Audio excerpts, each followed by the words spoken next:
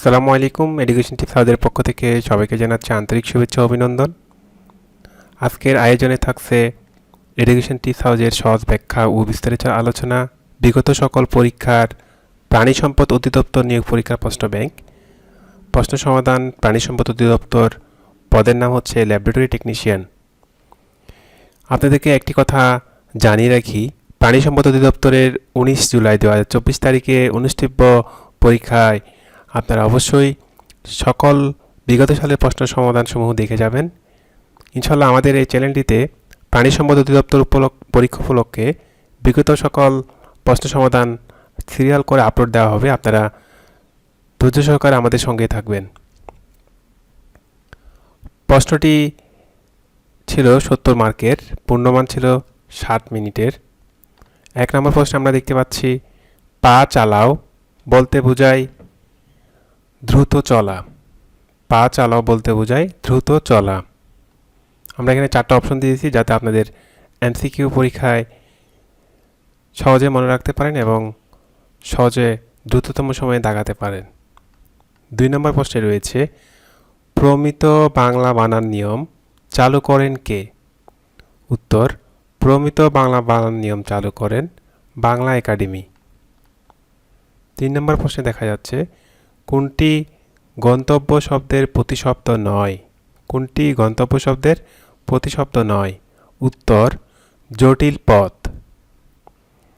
সন্ধি শব্দের বিপরীতার্থক শব্দ কোনটি?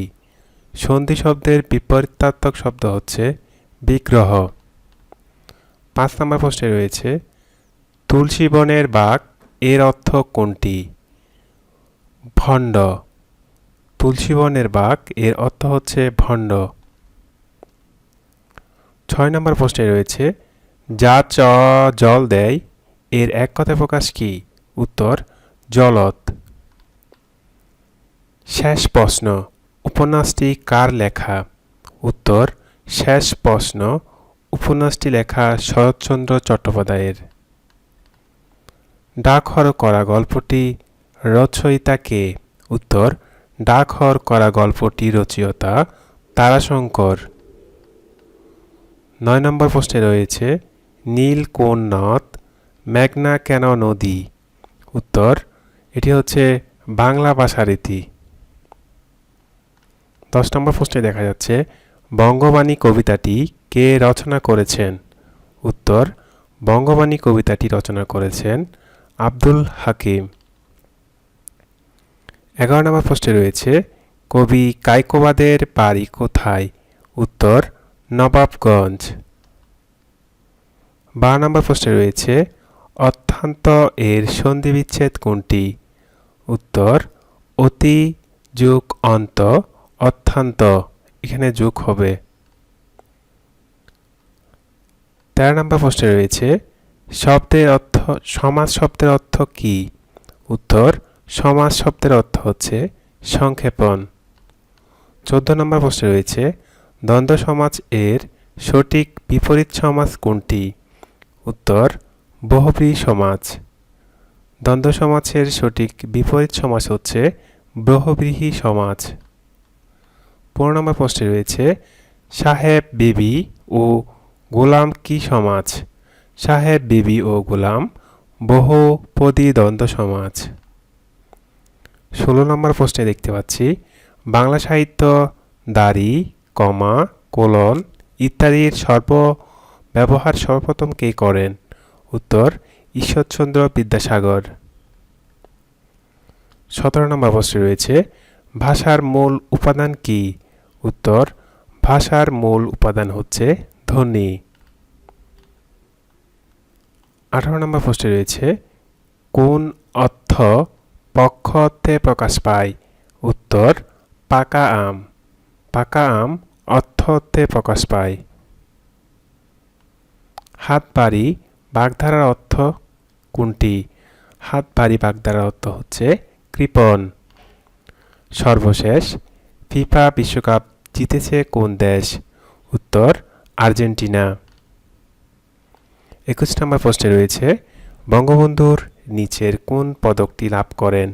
উত্তর, বঙ্গবন্ধু নিচের জুলিও কুরি পদকটি লাভ করেন। 22 নম্বর প্রশ্নে রয়েছে বঙ্গবন্ধু কত সালে সাভার ডেইরি ফার্মে অস্ট্রেলিয়া থেকে উন্নত জাতের ক্যাটেল আনেন? উত্তর 1972 সালে।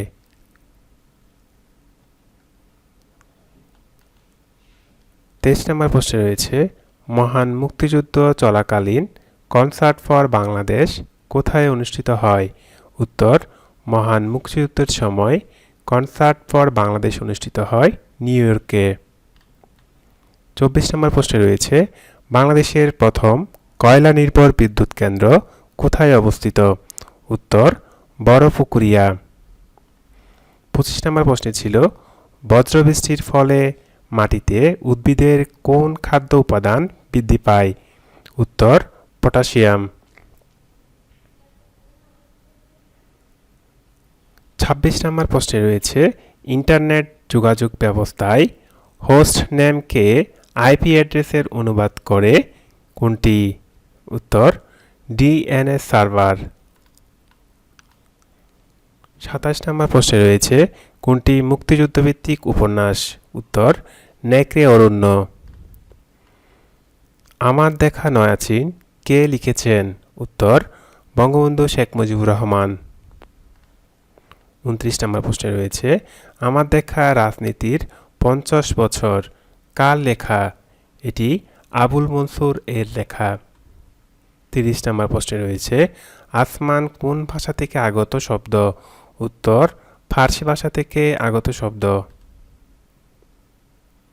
31 নম্বর প্রশ্নে রয়েছে 1966 সালের 6 দফার কটি দফা অর্থনীতি বিষয়ক ছিল? উত্তর 3টি দফা অর্থনৈতিক বিষয়ক ছিল। 32 নম্বর প্রশ্নে রয়েছে ম্যানিলা কোন ফসলের উন্নত জাত? উত্তর ম্যানিলা হচ্ছে তামাক ফসলের উন্নত জাত।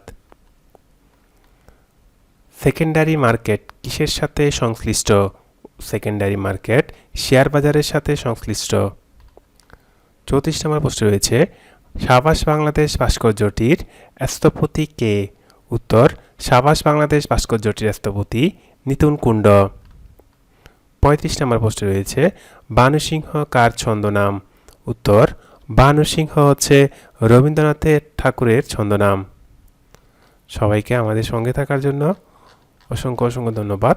আপনাদের আরেকটি তথ্য জানিয়ে রাখি, প্রাণী সম্পদ অধিদপ্তরের যে কোনো একটি পরীক্ষায় আপনি উত্তীর্ণ হতে পারলে আপনার যে সকল পদে আবেদন করা আছে সেই সকল পদগুলোতে আপনি উত্তীর্ণ হবেন বলে ধরা হবে। এটি প্রাণী সম্পদ অধিদপ্তরের ওয়েবসাইটে একটি বিজ্ঞপ্তি আকারে প্রকাশ করা হয়েছে।